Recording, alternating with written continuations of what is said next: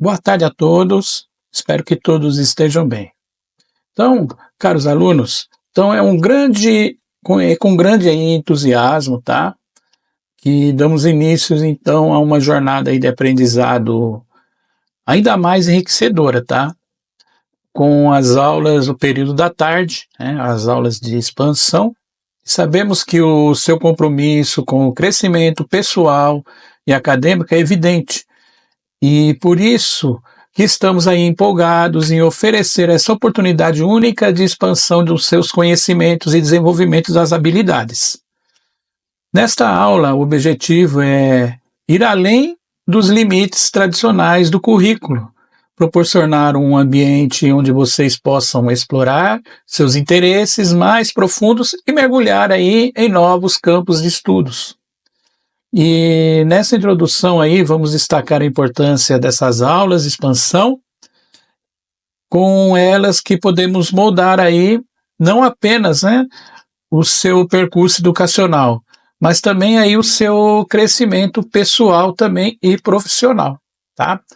Então, gente, dando essa adendo, nós vamos iniciar aí a nossa primeira aula, né, da expansão, essa aula da tarde, que vamos iniciar aí como combinamos na sala de aula, vamos dar uma aprofundada no nosso conteúdo, né, em sala de aula. E como já discutimos a respeito desse conteúdo na aula passada, nós vamos aí dar mais uma aprofundada no tema, que é um tema, assim, muito importante, polêmico, né, até nos dias aí, nos dias de hoje, que é a democracia racial aqui no Brasil. Verdade ou mito? Né? Vamos adentrar aí nessa questão. Então, gente, vamos analisar aqui essa linha do tempo, né, que eu coloquei aí para vocês, e como começou esse pensamento, né, esse pensamento ideológico, esse pensamento da democracia racial, né? Já discutimos um pouco em sala de aula, falando a respeito, né? E chegamos a uma conclusão que essa democracia racial é um mito, né? Essa democracia racial no Brasil não existe, né? Mas fizeram, né? Colocaram, né, essa ideia que toda a população brasileira, elas vivem, né, em perfeita harmonia e em perfeita igualdade, né? Então colocaram essa ideia e se iniciou aí esse pensamento para que democratizasse, né, a etnia aqui no Brasil, ou democratizasse o povo brasileiro, dizendo que não existe racismo, que nós vivemos num país democrático racialmente, né? Mas nas próprias discussões aí, né, dentro da sala de aula, nós já chegamos a uma conclusão que isso não existe aqui no Brasil, né? Então, iniciando aí o pensamento a respeito desse mito, já lá no século XIX, mas anteriormente a isso, né, nós tivemos aí a formação do povo brasileiro, né? Essa miscigenação, né, no Brasil, essa miscigenação que ela é diversa, né? Desde lá do início, quando chegaram aí os portugueses, aportaram lá na Bahia, lá no Porto Seguro, né? Já encontraram os povos originários aqui do Brasil, né? Que podemos aí falar os povos indígenas, né? O termo mais correto hoje em dia. Mas desde lá a nossa miscigenação se iniciou, né? E com essa mistura de etnias, acabou que chegando ao povo que nós somos hoje, né? Essa miscigenação, essa diversidade étnica, cultural, né, que hoje é o brasileiro. Então, pessoal, vamos iniciar aí a nossa linha do tempo, já lá no século XIX, falando então um pouco a respeito do racismo, né, científico, né, que condenava o Brasil por ter aí um grande contingente de negros, né? Mas por que esse grande contingente de negros? Né, por volta aí de 4 a 5 milhões de negros, né? Já lá no século XIX, no final do século XIX, já com a abolição da escravatura, os escravizados livres, né? E esse grande contingente de negros. Por quê? Durante 350 anos se praticou aí o tráfico de escravizados vindo da África, né? Então, juntou esse grande contingente dentro de 350 anos de escravidão aqui no Brasil. Então, falando um pouco aí a respeito do racismo científico, eu vou até ler aqui uma parte aqui do nosso slide, né? Ele está explicando o quê? Que o racismo científico é uma falsa crença que certos grupos étnicos ou raciais são biologicamente superiores ou inferiores a outros. E essa ideologia foi historicamente usada para justificar o quê? A escravidão, né? E a colonização. E também o genocídio, a discriminação sistemática contra grupos minoritários, né? Então, embora tenha sido amplamente desacreditado pela comunidade científica, o legado do racismo científico continua a influenciar atitudes e políticas em todo o mundo, tá? E exemplos notáveis incluem aí teorias como o darwinismo social, o eugenismo, que promoviam aí a ideia que de certas raças eram mais evoluídas do que outras, né? Levando em práticas prejudiciais e desumanas. E é importante combater ativamente essas ideias falsas, né, no caso, e reconhecer a igualdade e a dignidade de todas as pessoas, independente da sua raça ou origem étnica. Então, pessoal, antes de continuarmos aí a nossa linha do tempo, nós vamos voltar um pouquinho aí ao passado, né? Falando a respeito aí essa miscigenação, como surgiu, de onde veio, né? Então, gente, a miscigenação no Brasil, ela já vem ali do século XVI, né? Ela teve início aí com a chegada dos colonizadores portugueses no século XVI. E assim que os portugueses começaram a colonizar o território, que hoje conhecemos, né, claro, né, como o Brasil, houve um encontro de diferentes grupos étnicos e cultural, né? E esse encontro foi marcado por uma série de interações, incluindo contato entre os colonizadores europeus e os povos indígenas nativos e os africanos trazidos, né, também como escravos, né? Então os portugueses, ao se estabelecer aqui no Brasil, e começou a estabelecer aí a primeira colônia no Brasil, não trouxeram um número significativo do que? De mulheres brancas, né? Que resultou em uma rápida miscigenação entre os colonizadores europeus e a população indígena dos locais, né? E esse tipo de processo de miscigenação foi influenciado pela política do casamento entre colonos e mulheres indígenas, incentivada pelos colonizadores com uma forma de colonizar alianças e assegurar a dominação colonial, né? Então, posteriormente, o aumento da demanda da mão de obra nas plantações de açúcar, posteriormente nas minas de ouro, o tráfico de escravos africanos para o Brasil foi intensificado, né? E a presença dos africanos escravizados no Brasil contribuiu ainda mais para o processo de miscigenação, à medida que surgiram relações interraciais entre os escravizados africanos e os colonizadores europeus. e também, né, juntamente com os povos indígenas. A miscigenação no Brasil contribuiu ao longo dos séculos e à medida de novos grupos étnicos, como os imigrantes europeus, asiáticos, também chegaram ao Brasil, contribuindo aí para a diversidade racial cultural na nossa população brasileira, né?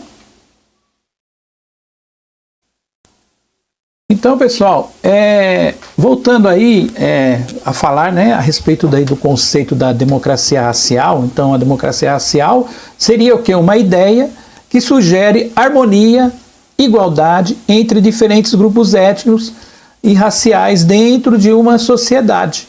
Independente das suas origens, no contexto brasileiro, a democracia racial foi assim amplamente, né, difundida como uma narrativa nacional que afirmava a ausência do racismo e a convivência pacífica entre as pessoas de diferentes origens étnicas, especialmente entre brancos, negros e indígenas. Então, essa ideia ganhou aí destaque já lá a partir de 1930, né, como nós podemos observar na nossa linha do tempo, que está aqui, né?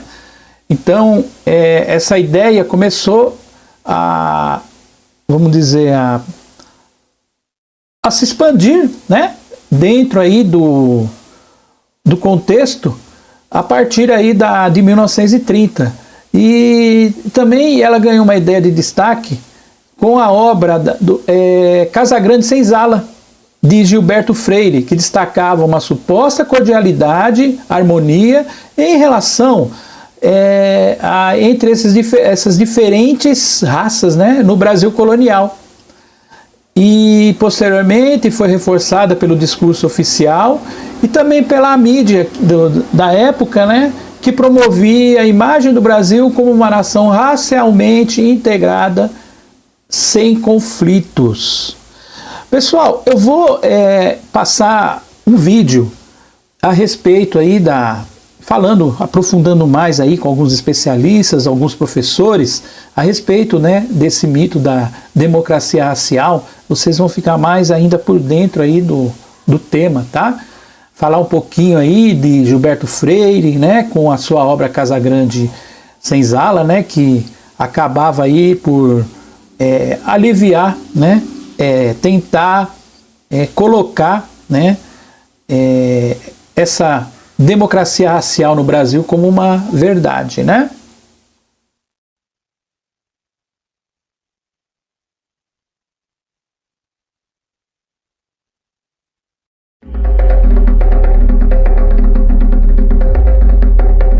Imagine um paraíso tropical, um lugar de alegria, onde o preconceito não tem espaço, todas as culturas são apreciadas e todas as raças vivem em harmonia. Se você acha que essa utopia existiu, então provavelmente você viveu no Brasil do século XX, o país da democracia racial. Coleção Antirracista, Episódio 1, o mito da democracia racial. Poucos países passaram por um processo de miscigenação tão intensa como o Brasil. E para entender como isso aconteceu, é necessário voltar ao passado.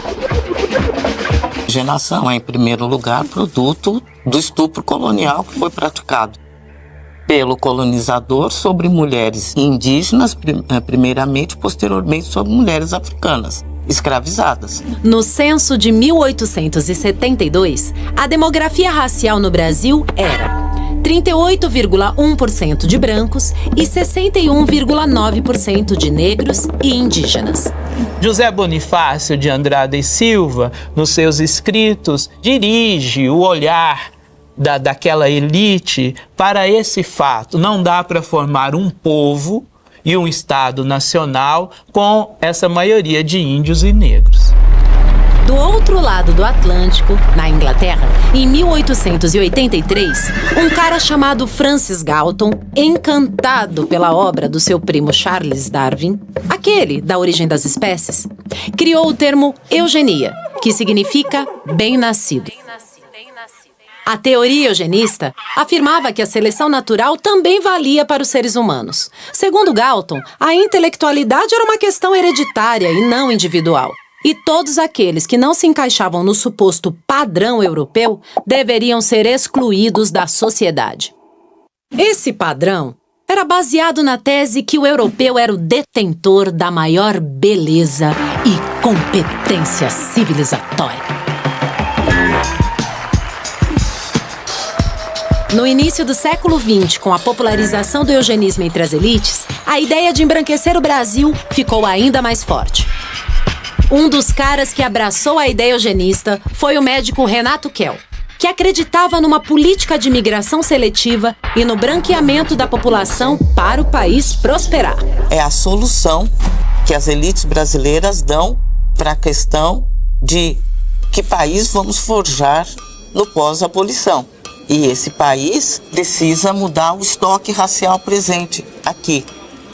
E isso se faz abrindo o país para a imigração europeia para clarear.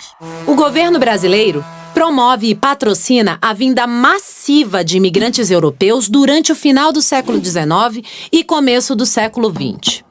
Para se ter uma ideia, em 350 anos de tráfico negreiro, entraram no país cerca de 5 milhões de africanos escravizados. Enquanto que em só 60 anos, entre 1870 e 1930, vieram morar no Brasil em torno de 3 milhões e 500 mil europeus. Vamos voltar para a Inglaterra, porque em 1911, em Londres, aconteceu o primeiro Congresso Universal das Raças. E um dos palestrantes representando o Brasil foi o médico e antropólogo João Batista de Lacerda, adepto da tese do branqueamento racial. E o Dr. Lacerda discursou no Congresso afirmando que a população mista do Brasil deverá ter, no intervalo de um século, um aspecto bem diferente do atual. As correntes de imigração europeia aumentando a cada dia mais o elemento branco desta população acabarão, depois de certo tempo, por sufocar os elementos nos quais poderiam persistir ainda alguns traços do negro. Um dos maiores símbolos deste período é a pintura A Redenção de Can, do pintor eugenista espanhol Modesto Brocos, feita em 1895. A ideia por trás da obra era de reverter a suposta maldição bíblica de ser negro através da miscigenação. Na tela, uma senhora com as mãos erguidas agradece aos céus pela brancura do seu neto, que está no colo de sua filha já miscigenada, enquanto um homem branco, pai da criança, observa a cena com ar de superioridade. Toda vez que a gente quer colocar o dado cor-raça em um determinado cadastro para ver a situação de negros e brancos, as pessoas dizem, mas ninguém sabe quem é negro e quem é branco no Brasil, somos tão miscigenados. E a gente do movimento negro costuma dizer, se você não sabe quem é negro e quem é branco, pergunta para a polícia, ela sabe. Pois bem, o projeto de branqueamento através da imigração e miscigenação não obteve o êxito esperado. E na década de 30, com o fim da Primeira República e a ascensão da ditadura Vargas, emerge uma forte onda de nacionalismo que redefine a história do Brasil e do seu povo.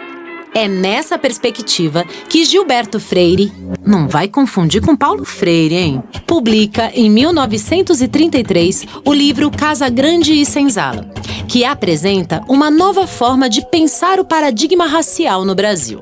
Diferente do pensamento eugenista, Freire, em sua obra, elabora a ideia de um povo miscigenado e dá importância aos negros e indígenas na formação social e cultural do país. Ao mesmo tempo, reconta a história do período escravocrata, criando no imaginário popular a ideia de uma escravidão mais branda. O livro de Freire, a suposta harmonia entre senhores e escravizados e a tendência de comparar as relações raciais do Brasil com a dos Estados Unidos, onde existia segregação racial, são alguns dos fatores que criam a ilusão de um país não racista.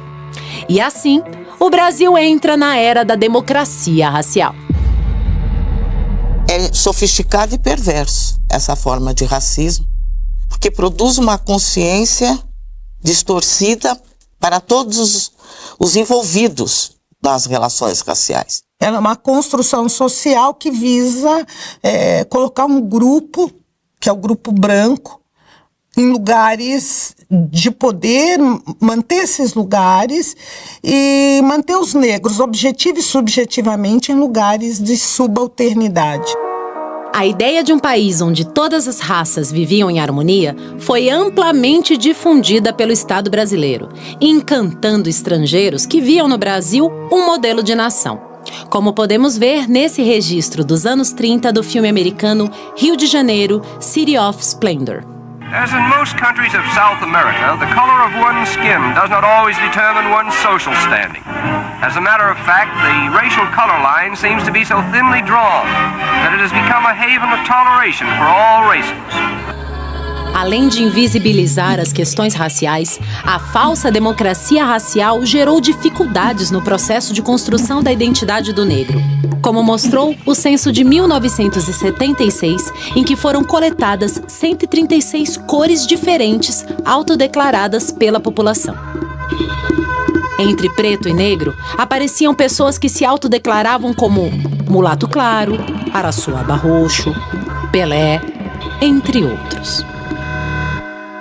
Como é que acontece, né, de mudar de democracia racial para mito da democracia racial? Tem o projeto Unesco, que acontece no Brasil, né?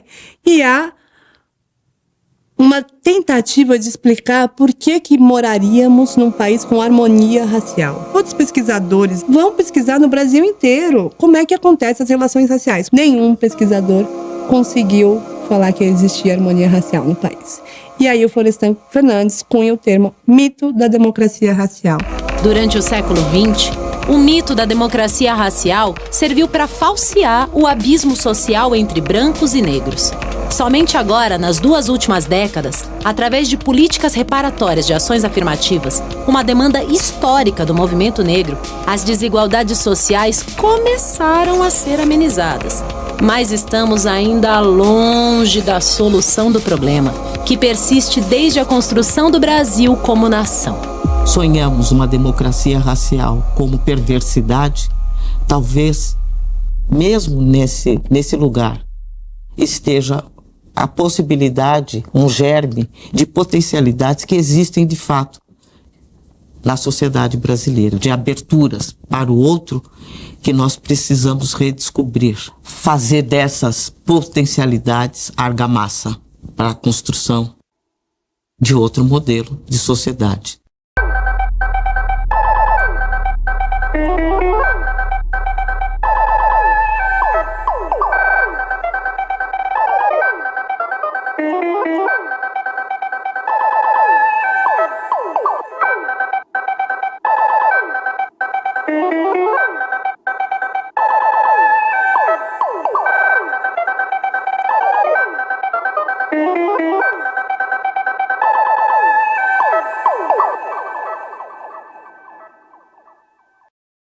Então, pessoal, após aí vocês assistirem o vídeo, vocês viram aí que esse início, né, explicando o início aí da miscigenação no Brasil, né, que remonta já lá do Brasil colonial, né, marcado pela interação aí de diferentes grupos étnicos, que resultou a formação da nossa sociedade, né? Então, essa profunda miscigenação diversificada, né, é uma característica central da identidade brasileira, né, que influenciou profundamente a cultura, a linguagem e as relações aí sociais aí no país, né? Então, aquela ideia de miscigenação que teria levado a sociedade, uma sociedade harmoniosa, integrada, onde diferenças, né, raciais, no caso, não seria um problema, né? E começou a ser aí, né, propagada principalmente a partir do século XIX, então ganhando destaque já lá no século XX, com o sociólogo aí Gilberto Freire, né, com a sua obra, né, Casa Grande e Senzala, de 1933. Se vocês tiverem a curiosidade aí de ler o livro, é um livro muito bacana, né, que você consegue aí refletir a respeito do que ele pensava na época, que as pessoas, né, no modo geral, pensavam na época e o que é a realidade de hoje, né? Então ele desempenhou um papel fundamental aí na popularização desse conceito, né? Naquela época, ele com essa obra dele, ele relativizava, né, essa coisa do racismo. Ele falava que não, que nós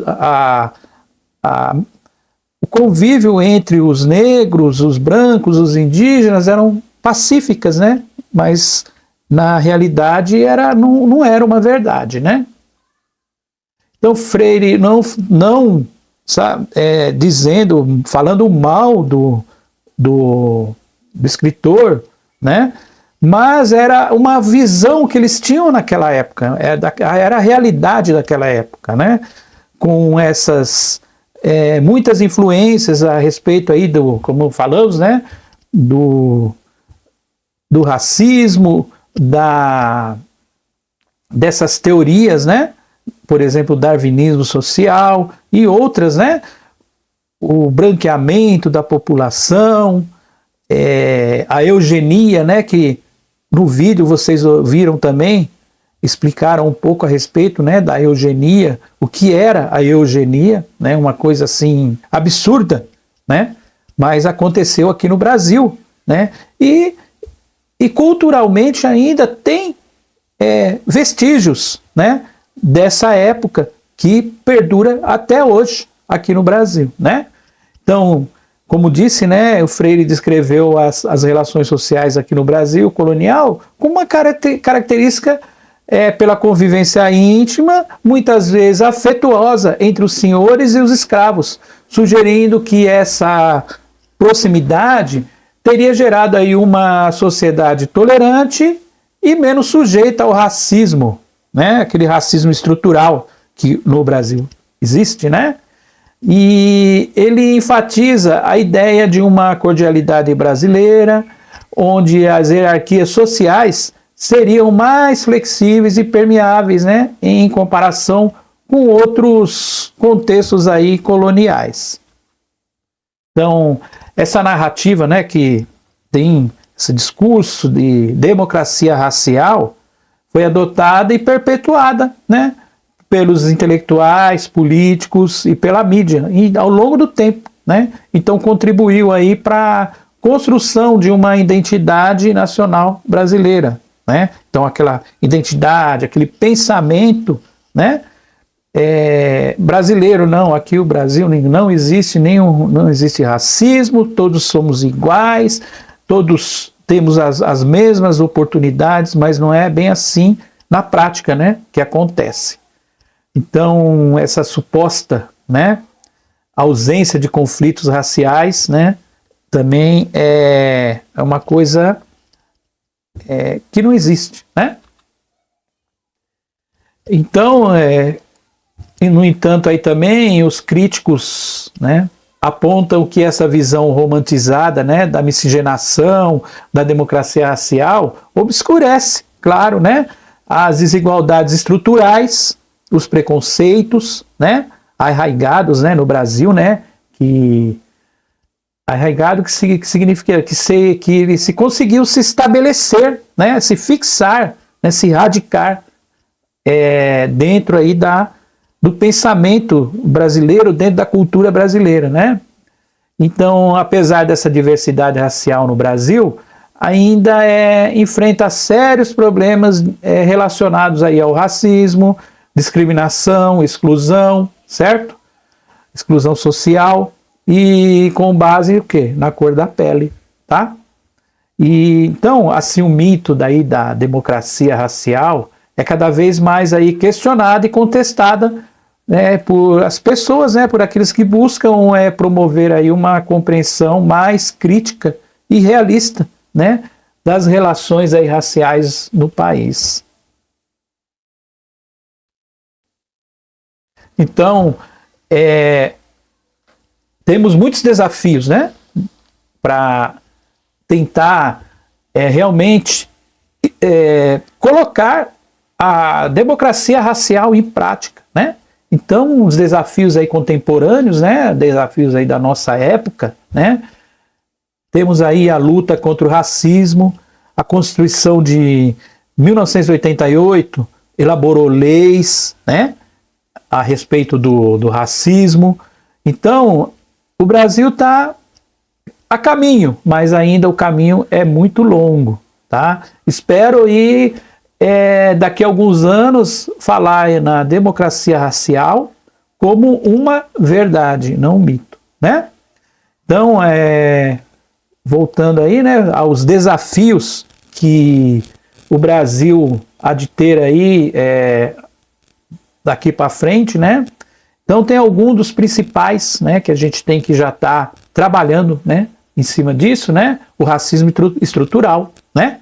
Então o racismo estrutural, ele está enraizado nas estruturas sociais aí, políticas e econômicas do Brasil. E é essencial, tá, que reconhecer e enfrentar o racismo, tá?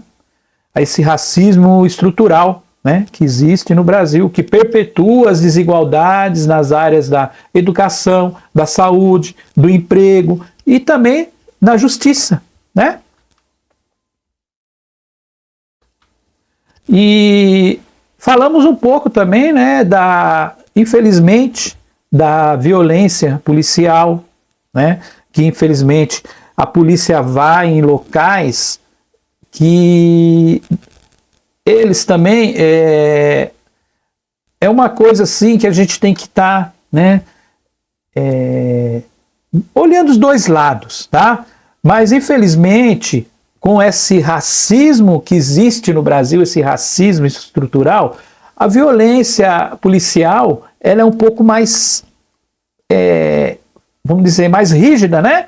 Dentro aí da juventude negra, né? Então a população negra é desproporcionalmente, né, afetada pela violência policial, pelo genocídio da juventude negra, né? Então é necessário a gente também combater esse racismo institucional, né? Implementar aí políticas de segurança pública que protejam os direitos, né, proteja aí dentro dos direitos humanos, né?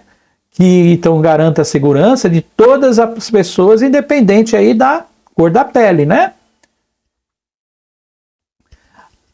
Também um dos desafios aí é a desigualdade socioeconômica, né? A população negra, ela enfrenta aí a desigualdade socioeconômica, né? E bem significativa, tá, gente? Incluindo aí maiores taxas de pobreza, desemprego, empregos na informalidade, né? Aqueles empregos que não têm um registro formal, né? Não é registrado, eles não pagam, por exemplo, a aposentadoria, o INSS, aquela coisa toda, né? Que é um investimento, né? Lá na frente, né? Para a sua aposentadoria, aquela coisa toda. Então, a informalidade no mercado de trabalho, né? E também o acesso limitado a serviços básicos, né? Então, temos aí que embasar muitas políticas públicas, né, que devem implementar isso tudo, né, para quê? Para reduzir essa disparidade, né, e promover aí a inclusão social e econômica, né, dentro da população num contexto geral, né? Também mais um, né, dos desafios aí, né, em políticas públicas, né, implementação de políticas públicas, é o acesso à educação de qualidade, né? E apesar aí dos avanços, da expansão do acesso à educação, ainda existem aí disparidades no sistema educacional, né? Sistema educacional brasileiro, né? Então ele é necessário aí garantir que todos os estudantes, tá? Independente da cor da pele, tenham acesso a uma educação de qualidade, né? E livre aí também de discriminação. Dentro da esfera política, né? Mais representatividade, temos pouca representatividade dentro da política nacional, né? E então a participação política também né, a representatividade política da população negra ainda também é muito limitada, né? Então, nos espaços aí de poder e decisão, é fundamental também, né, promover aí a participação política e a representatividade de negros em todos os níveis de governo, tá? E para fortalecer o que? A democracia participativa, né?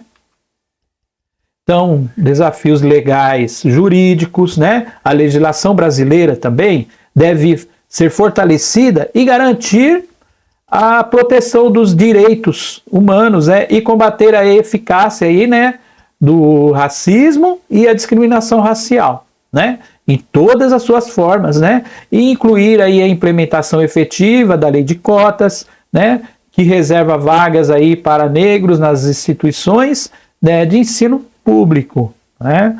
Que muitas vezes só tem falado no papel. Nós temos que implementar realmente, efetivar realmente essa lei de cotas, né? Para que quando, daqui a algumas décadas, essa desigualdade, né, acabar, né? E de repente, todo mundo incluso, toda a população inclusa dentro de um mesmo contexto, não necessitaremos mais de cota, né?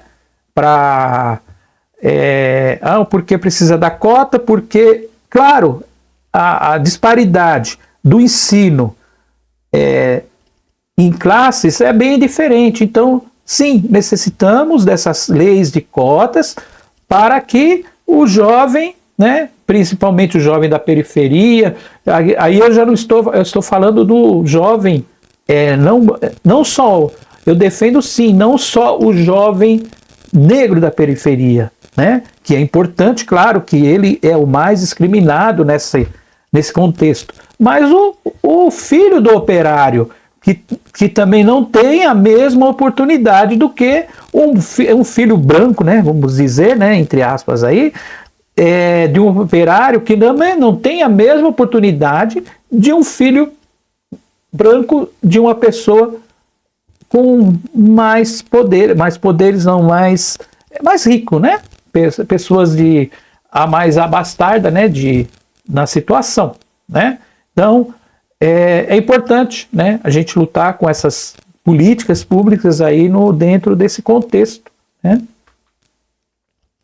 Então, a conscientização aí da educação antirracista, né, desde o berço, né, a gente conscientizar as crianças a respeito do racismo, né, porque a gente costuma dizer, né, o ser humano quando nasce, ele é um livro em branco, e basta o primeiro contato, né, com o que a criança tem com a família.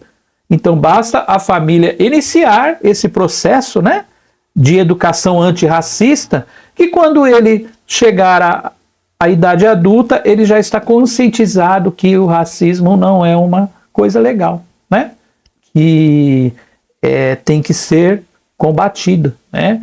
Quem sabe daqui a algumas décadas a gente consiga não ter que estar discutindo esse tipo de assunto, né, dentro de uma escola, porque a pessoa já vem desde criança com essa educação, né, antirracista, né? Então vai promover a conscientização, a educação antirracista, é fundamental, gente, né? Para quê? Para combater preconceitos, estereótipos, né, raciais, promover uma cultura de respeito e diversidade e igualdade, tá? E também, né, isso vai incluir aí ter a inclusão do ensino, né, também da história, da cultura afro-brasileira, que já estamos tendo, né, dentro do nosso currículo aí, nós já estamos tendo, né, essa história da cultura, né, dentro aí dos currículos escolares, já é também mais um passo aí que estamos dando, né, para essa conscientização aí antirracista, né, saber de onde viemos, né, que a maioria das pessoas, né, tem sempre algum, vamos dizer, origem, né, como o Brasil é um país, como disse, né, miscigenado, tem várias origens, né, muitas pessoas têm origem indígena, outros têm origem africana, outros a origem italiana, europeia, né, podemos dizer. Então, nada mais justo que as pessoas que ajudaram a construir o nosso Brasil, que é o Brasil hoje, né, em termos de infraestrutura, né, em termos cultural, tenha, né, os seus filhos, os seus saber de onde veio os seus antepassados, né, com essa história da cultura afro-brasileira e indígena também dentro do currículo, né, do currículo nacional, do currículo, no caso nosso aí, nosso currículo paulista, né?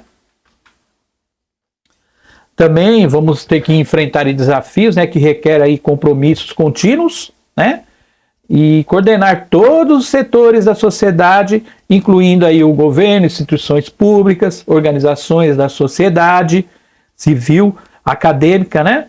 A mídia e a própria população, né? É essencial aí para promover, né, uma abordagem aí mais integrada e multidimensional, né, para promover a igualdade racial e construir uma sociedade mais justa e inclusiva aí para todos, né? Então, gente, eu coloquei tudo isso, né, dentro aí do contexto da aula, que seria mais assim uma coisa para a gente refletir, né, a respeito desse assunto aí da democracia racial, que nós já chegamos a uma conclusão que no Brasil, infelizmente, ainda não existe. Mas é um início, né? Vocês aí, como pessoas do futuro, né? Que jovens aí que lá na frente que vai organizar tudo isso, já entrar, né, no mundo dos adultos, né? Já com essa consciência, né, que temos que mudar esse conceito, né? Temos que mudar e sempre mudar para melhor. Então, gente, eu me despeço então de vocês aí com essa aula de hoje, tá? E também avisando vocês aí que eu vou passar algumas atividades, né, lá no portal lá do Tarefas, né, SP, e para vocês aí como atividades aí da nossa aula aí de expansão, tá? Aqui, né, nessa aula, e até a próxima aí, nós vamos abordar aí outros assuntos aí polêmicos, né, dentro do nossa aula de história aí, porque como eu digo, né, eu fiz o curso de história porque eu sou fascinado, né, nessa área aí da história, da movimentação da sociedade, aquela coisa toda, né? Então, por isso que eu gosto muito do que faço, tá? Então, um abraço a todos aí, até a próxima e fiquem com Deus. Tchau, tchau.